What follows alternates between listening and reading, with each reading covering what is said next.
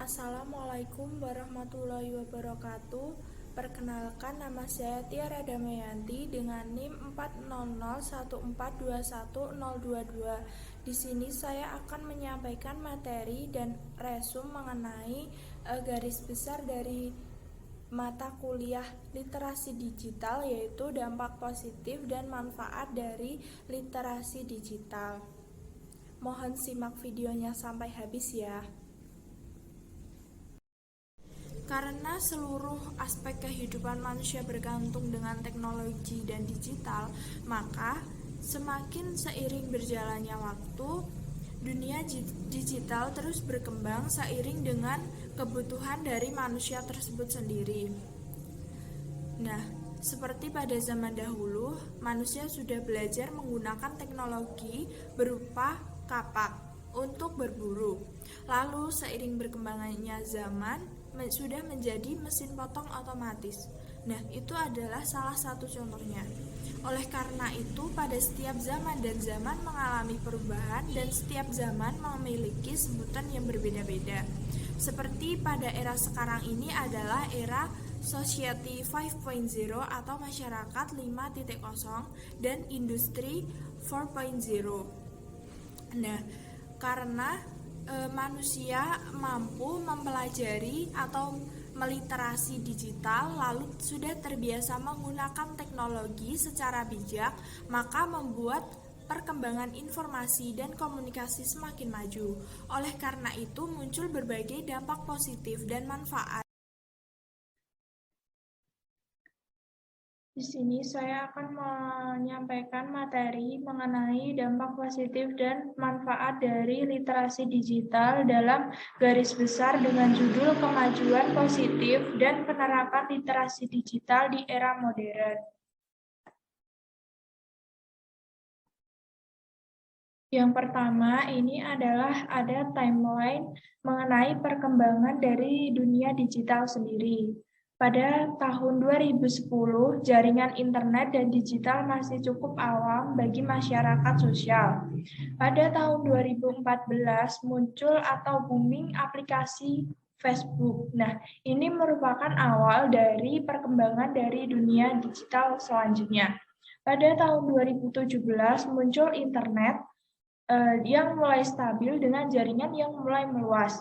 Pada tahun 2020, internet sudah menjadi lancar dan sudah merata di berbagai belahan dunia dengan perkembangan yang sangat pesat sampai sekarang. Mampunya masyarakat belajar mengenai literasi digital, lalu menjadi terbiasa menggunakan teknologi digital secara bijak, maka akan membuat perkembangan teknologi informasi serta komunikasi semakin berkembang. Dari hal inilah muncul dampak-dampak positif dan manfaat yang dapat diambil pada dunia digital pada era sekarang. Yang pertama ada Internet of Things dan Big Data. Nah, apa sih Internet of Things itu? Salah satu pengembangan dunia digital adalah munculnya Internet of Things. Menurut definisinya, didefinisikan Internet of Things atau IoT didefinisikan sebagai sebuah penemuan yang baru, menyelesaikan permasalahan yang ada melalui penggabungan teknologi dan dampak sosial. Nah, Internet of Things sangat berhubungan dengan kecanggihan teknologi yang terbarukan. Dan Internet of Things ini bisa dimanfaatkan untuk membuktikan suatu teori atau untuk pemanfaatan dalam dunia bisnis dan lain sebagainya. Nah, di dalam Internet of Things ada istilah Internet dan a thing. Nah, Internet adalah jaringan yang menggunakan prinsip untuk berkomunikasi atau bertukar kabar antar sistem. Sedangkan a thing adalah subjek yang menerapkan dari kecanggihan dari internet sendiri untuk suatu manfaat yang sangat modern. Seperti contohnya adalah monitor implan jantung yang digunakan pada manusia yang implan jantung. Yang kedua, hewan peternakan dengan transponder biochip. Yang ketiga ada mobil yang dilengkapi dengan built-in, sehingga saat suatu sistem dari mobil seperti bannya memiliki tekanan yang rendah, nah sistem ini akan otomatis memperingatkan. Nah, ada juga produk berupa mesin to mesin. Nah, produk ini komunikasi atau penjalanannya adalah melalui komunikasi antar mesin. Contohnya adalah smart kabel, smart meter, smart sensor, dan lain sebagainya.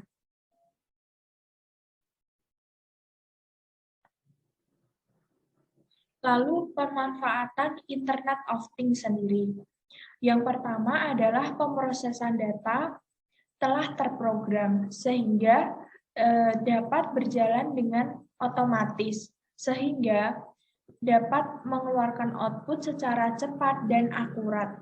Yang kedua adalah dapat melacak suatu hal.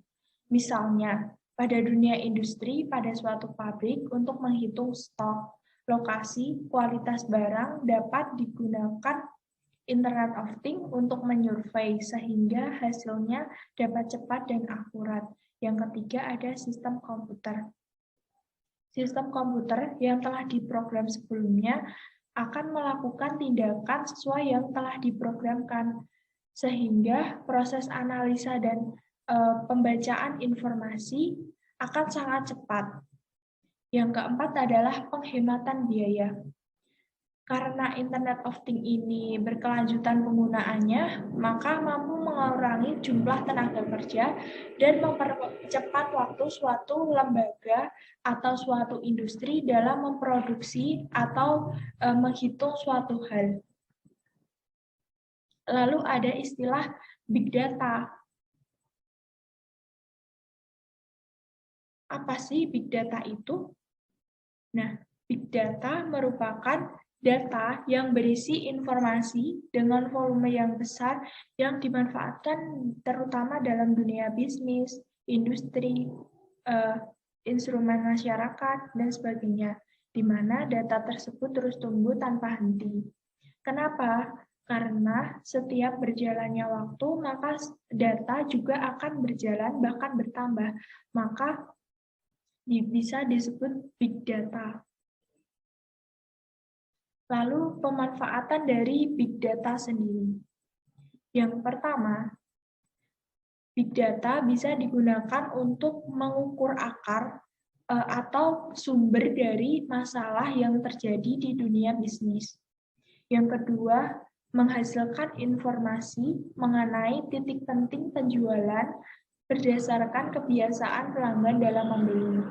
Nah, ini dapat menyurvei namun secara tidak langsung.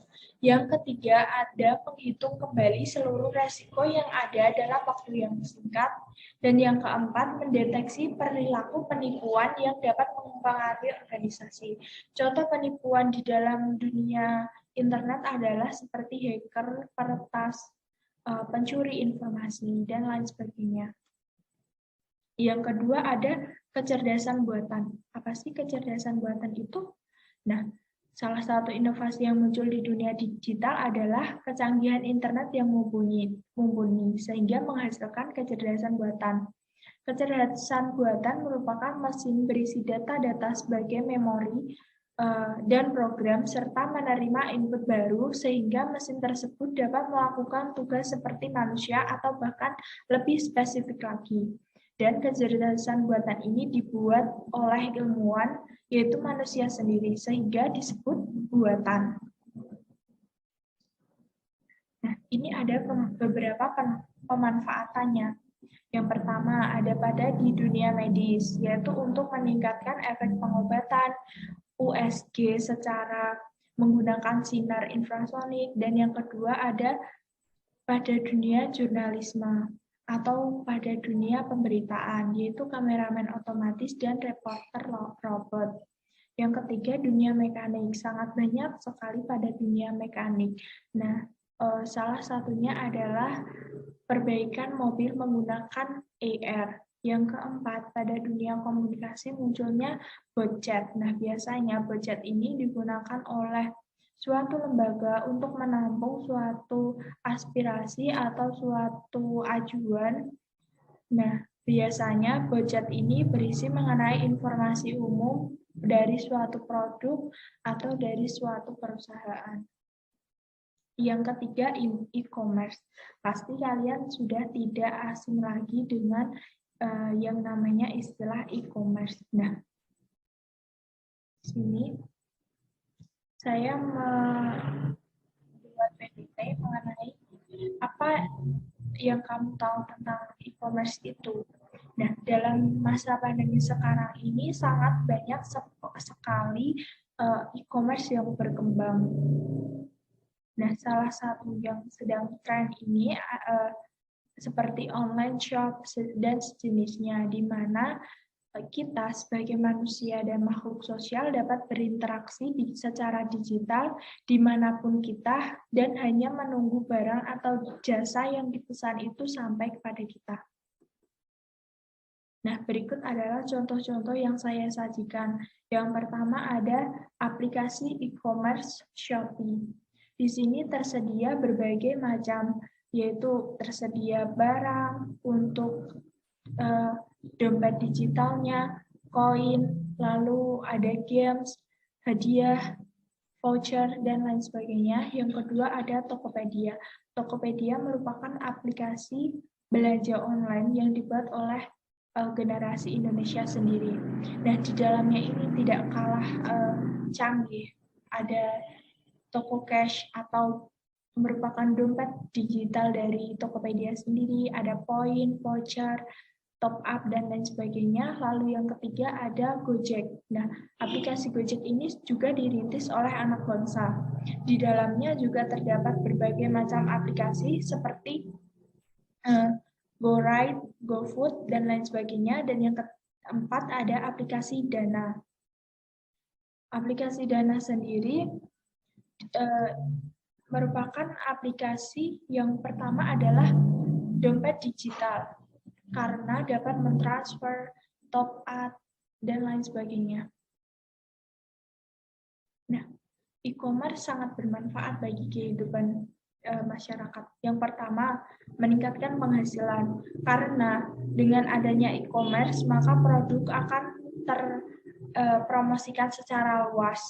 Yang kedua, meningkatkan keefisienan waktu karena pelanggan tidak perlu untuk datang ke toko memilih barang, lalu jauh-jauh pulang, dan lain sebagainya. Yang ketiga, memperluas pemasaran barang karena barang dapat dijangkau oleh seluruh Indonesia, bahkan seluruh dunia.